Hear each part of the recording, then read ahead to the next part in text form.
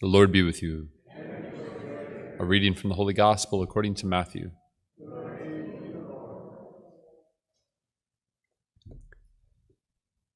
Jesus said to the chief priests and the elders of the people, "Hear another parable. There was a landowner who planted a vineyard, put a hedge around it, dug a winepress in it, and built a tower. Then he leased it to tenants and went on a journey. When vintage time drew near, he sent his servants to the tenants to obtain his produce. But the tenants seized the servants, and one they beat, another they killed, and a third they stoned. Again he sent other servants, but more numerous than the first ones, but they treated them in the same way. Finally, he sent his son to them, thinking, 'They will respect my son.' But when the tenants saw the son, they said to one another, 'This is the heir. Come, let us kill him and acquire his inheritance.' They seized him, threw him out of the vineyard, and killed him. What will the owner of the vineyard do to those tenants when he comes?" They answered him, "He will put those wretched men to a wretched death, and lease his vineyard to other tenants who will give him the produce at the proper times." Jesus said to them, "Did you never read in the Scriptures? The stone that the builders rejected has become the cornerstone. By the Lord has this been done, and it is wonderful in our eyes. Therefore, I say to you, the kingdom of God will be taken away from you and given to a people that will produce its fruit." When the chief priests and the Pharisees heard his parables, they knew he was speaking about them. And although they were attempting to arrest him, they feared the crowds, for they regarded him as a prophet. The Gospel of the Lord.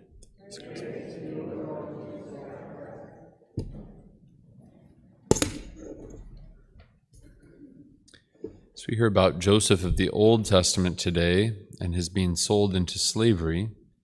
There's first, an image that reminds us of Jesus being sold, not necessarily by his brothers, but by his apostle for some pieces of silver. And of course, where Joseph would not have to shed his blood, he would be imprisoned and enslaved. Of course, that wouldn't be the end of the story for Joseph. Whereas Jesus will lose his life, he will indeed pay the ultimate price. There's also a connection between Joseph of the Old Testament and Joseph of the New Testament. Joseph, the father of Jesus, the spouse of the Blessed Virgin Mary, like John the Baptist, kind of helps us bridge the gap between Old Testament and New. And it rings true here in the responsorial psalm a bit. We see first in Genesis that Joseph is a dreamer of dreams, and his brothers mock him for it. They're not just your regular dreams, right? Hopefully everybody has regular dreams in their sleep, but Joseph's dreams were prophetic in their character. So,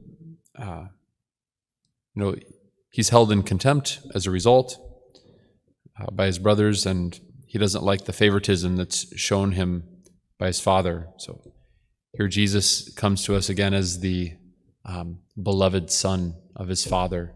And we hear that in the Transfiguration. "This is my beloved son. Listen to him." But Joseph is connected not only as a forerunner of Jesus, but also of Joseph. The prime way that God speaks to Joseph is also in dreams. The annunciation of the angel to Joseph happens in a dream, right? When it's time to flee, like Joseph, the Old Testament to Egypt, that comes through the angel in a dream, and Joseph awakes and immediately responds. We see that as a similar kind of fidelity that's exercised by Abraham, who's asked to do a crazy thing, but he wakes up and first thing right away, early the next morning, it says, he responds and acts on what he had received from God. Now we'll get into the psalm. Right? So here Joseph, we know, is going to wind up in Egypt, not merely as a slave, but he'll be enslaved for some time until they realize how gifted he is. And the Pharaoh makes use of his gifts, raises him up to be his chief steward and advisor. So we see these strophes from Psalm 105. The response that we're given, remember the marvels the Lord has done, is kind of setting the tone for the way that we look at the psalm, is recognizing God's providence, that God could use something as terrible and evil as brothers selling their own brother into slavery in Egypt, which would have been considered a God-forsaken place, sold in slavery to the Ishmaelites. Again, the Ishmael was the other son of Abraham that was not Isaac, right? It was not and he and his mother are kind of driven off. They're very much not part of the family of Israel. Remember the marvels the Lord has done, that God could use that horrible act of their brother being sold in order to make their family whole again in the end. When the Lord called down a famine on the land and ruined the crops sustained by them, he sent a man before them. Right? It's not only that he was sold, but that God is actively saying, okay, you're going to do that? Well, watch what I can do, even though you're doing evil things. He sent a man before them, Joseph, sold as a slave. They had him weighed down with fetters, and he was bound with chains till his prediction came to pass, right? Till the Egyptians could see his giftedness, and the word of the Lord proved him true. He's shown to be a true prophet. Here's where we really start to see Joseph, the New Testament, come in here. The king sent and released him. Who's the king? The king, the Father, the King of heaven, sent Joseph, but this angel to release him from his anguish. The ruler of the peoples set him free. He made him, Joseph, Lord of his house and ruler of all his possessions. There's an incredible amount of trust that's given by Pharaoh to Joseph of the Old Testament. There's a still more incredible trust given to Saint Joseph by God the Father, by Jesus, by the Holy Spirit. He sent him, made him Lord of his house and ruler of all his possessions. Joseph of the Old Testament becomes this very powerful leader in Egypt and would have been known by thousands of people and was sought after for his advice.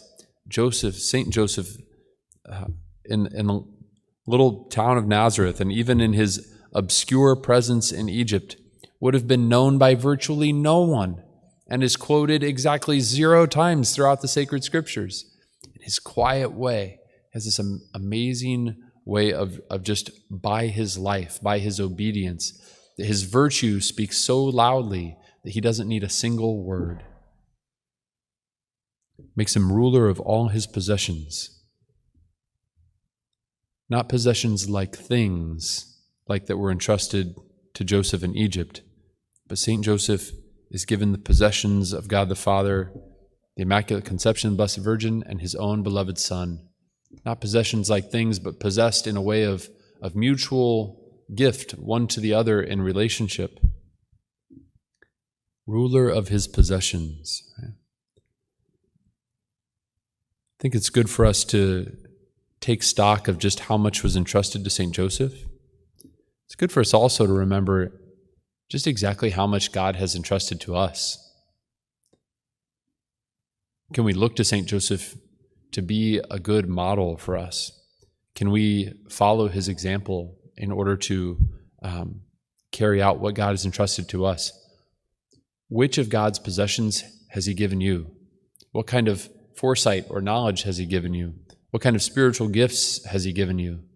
Which of his beloved possessions, his holy ones, has he entrusted into you in relationship? Your spouse, your children, your siblings, your parents, what have you?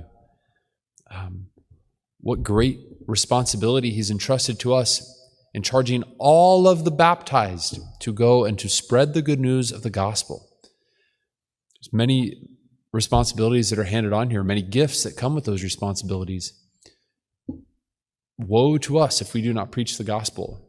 Right? To echo the sentiment of St. Paul, woe to us if we're not living the full joy of the gospel, which means that we can't contain it, and it must flow out of us, not only in our words, but in the manner of our lives.